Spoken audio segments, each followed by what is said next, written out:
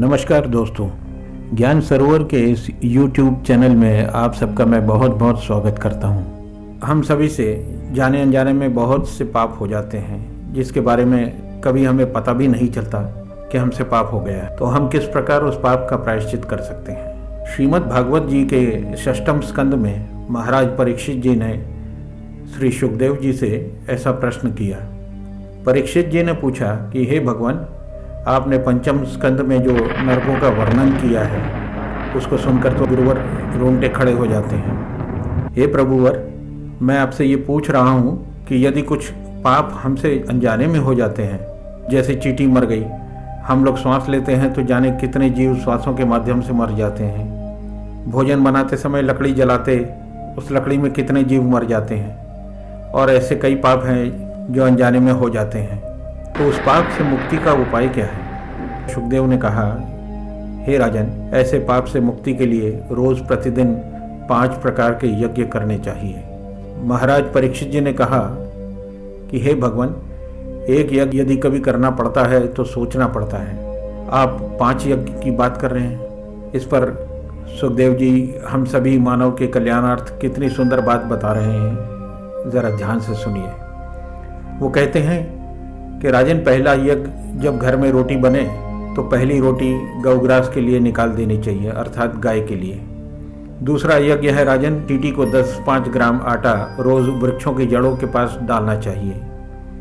तीसरा यज्ञ है राजन, पक्षियों को अन्न रोज डालना चाहिए। चौथा यज्ञ है, आटे की गोली बनाकर रोज जलाशय में मछलियों को डालना चाहिए। 5वां यज्ञ यह है राजन कि भोजन बनाकर अग्नि भोजन, अर्थात रोटी बनाकर उसके टुकड़े करके उसमें घी चीनी मिलाकर अग्नि को भोग लगाओ। राजन, अतिथि सत्कार खूब करें, कोई भिखारी आवे तो उसे जूठा अन्न कभी भी भिक्षा में ना दें। राजन, ऐसा करने से अनजाने में किए हुए पापों से मुक्ति मिलती है, हमें उसका दोष नहीं लगता, उन पापों का फल हमें नहीं भोगना पड़ता। राजा ने पुनः पूछ लिया कि हे भगवान, गृहस्थ में रहकर ऐसे यज्ञ न हो पावे तो और कोई उपाय हो सकता है क्या। तब यहाँ पर सुखदेव जी कहते हैं कि हे राजन, नरक से मुक्ति पाने के लिए हम प्रायश्चित करें। कोई व्यक्ति तपस्या के द्वारा प्रायश्चित करता है, कोई ब्रह्मचर्य पालन करके प्रायश्चित करता है, कोई व्यक्ति यम नियम आसन के द्वारा प्रायश्चित करता है। लेकिन मैं तो ऐसा मानता हूँ राजन, केचित केवलया भक्तया वासुदेव परायण, अर्थात राजन, केवल श्रीहरि नाम संकीर्तन में ही जाने और अनजाने में किए हुए पापों का नाश करने की अद्भुत सामर्थ्यता है।